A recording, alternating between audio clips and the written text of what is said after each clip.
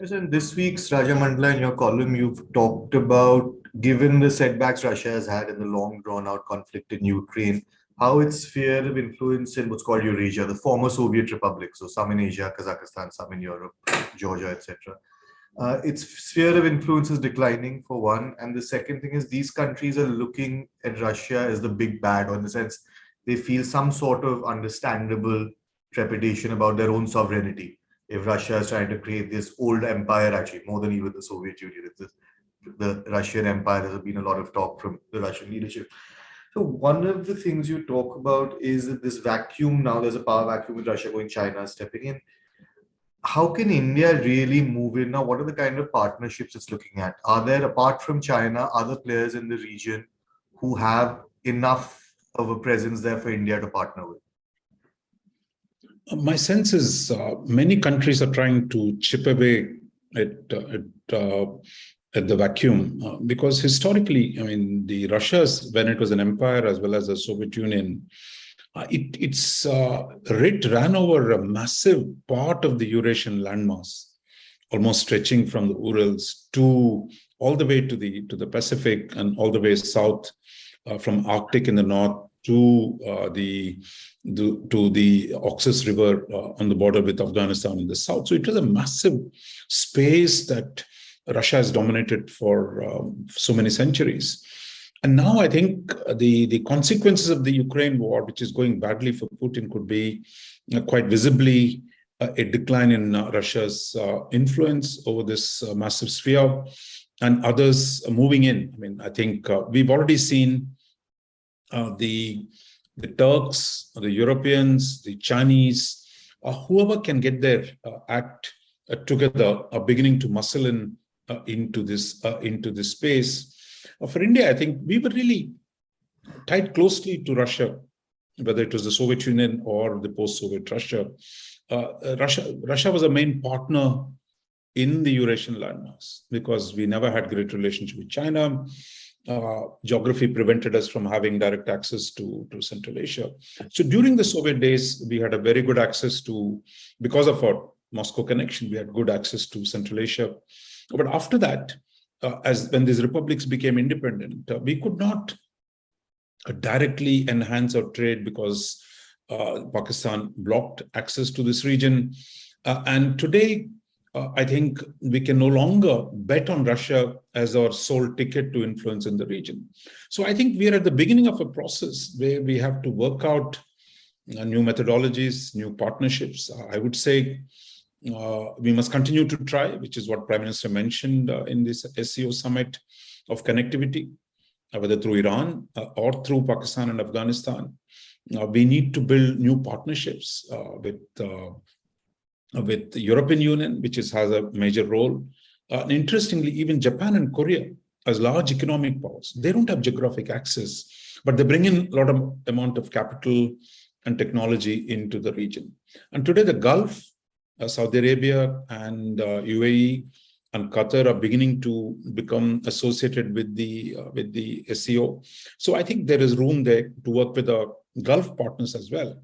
So I think we are focused really largely on physical access, building a north-south corridor through Iran, trying to develop the Chabahar port. But I think all these will take a lot of time to be really serious alternatives to get in. But nothing stops you from doing innovation, which the Prime Minister talked about, technology projects. All this does not require a physical access through a road. So I think we have to look at means which are not dependent on physical access, but other ways in which we can raise our presence in Central Asia. So this thing is, there's an interesting part, not in your column this time, everyone should read it. It's on the indianexpress.com. There should be a link wherever you're watching this video. So is that Russia now is, putting itself in a position like there's a whole in the piece about whether it's been pushed into China's arms or whether it is gone into that embrace willingly. That's a different issue. But for India, the implication is the same, that Russia is no longer what it used to be. What does it, in terms of these other powers, that some of them that we've spoken about, especially let's say Turkey or the Arab states, not the European Union so much, what is their relationship vis-a-vis China, and what is the kind of balancing act we'll have to do if, of course, in Eurasia, but even in other regions as we try to expand our independent footprint, say independent of Russia? See, European Union has what is called the Eastern Partnership Initiative. So they've been engaged because, don't forget, as part of the Soviet Union, many of these Caucasus and Central Asian republics were part of these so-called European institutions called the OSCE. So because they were part of Soviet Russia and therefore part of European institutions. So European Union has deep linkages, and it also has large amount of resources. So in the last few years, under the Eastern Partnership Initiative, the European Union is stepping up its engagement with former Soviet republics. Turkey has huge ethnic relationship. In fact, they have this notion of pan-Turkism, which Erdogan has really revived it. And barring Tajikistan, most others are Turkic, they speak Turkish. So they're trying to build on the ethnic linkage with the Turks. And the Turks are also a member of NATO. So they're far more adept at playing all sides. So I think Turkey is making big moves. It has weapons to offer. It has projects to offer. So therefore, Turkey has emerged as a very important player in Central Asia. China, of course, is the world's second largest economy, shares a long border with Kazakhstan, Tajikistan, and Kyrgyzstan. So they naturally are going to be a much bigger player. In the past, there was a kind of an equal balance where Russia provided security and China provided economic partnership.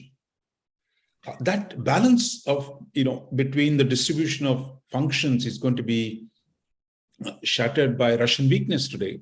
And that's the reason why we mentioned that you have China standing by Kazakhstan's sovereignty. Because most countries which are members of the Soviet Union today fear if Russia can do it to Ukraine, which is a large entity, will they do it to them? You see, if Russia had gotten away with it in Ukraine, then you defer to, because if it is so powerful that you defer to.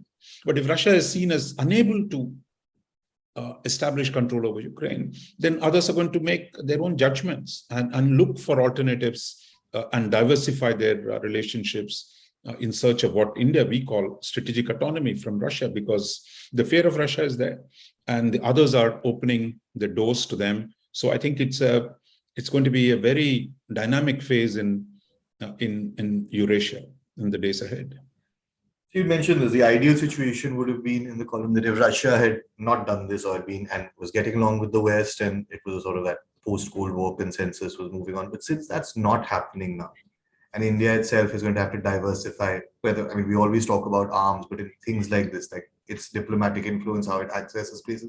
What do you think, say, in Eurasia immediately are the 2 or 3 small things we can start with? And I think we're probably far away from an I2U2 kind of thing, but say leveraging those relationships we have with the Quad. Now there's something beginning with I2U2 in West Asia. How do we leverage those in newer geographies? Yeah, there was a time when Central Asia was called the Turkestan, or there was a time because of the Turkish ethnic connection and the linguistic connection. There was also times when it was called the Greater Middle East. So my sense is the Middle East is going to be an important player.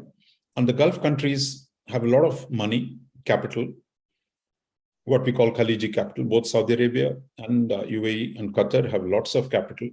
So if we build partnerships with them, we can do projects. You don't have to physically drive all the way through Chabahar to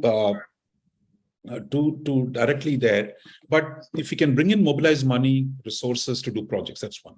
Second, if you notice the PM's speech at SEO, he talks about innovation, India's role as a startup economy.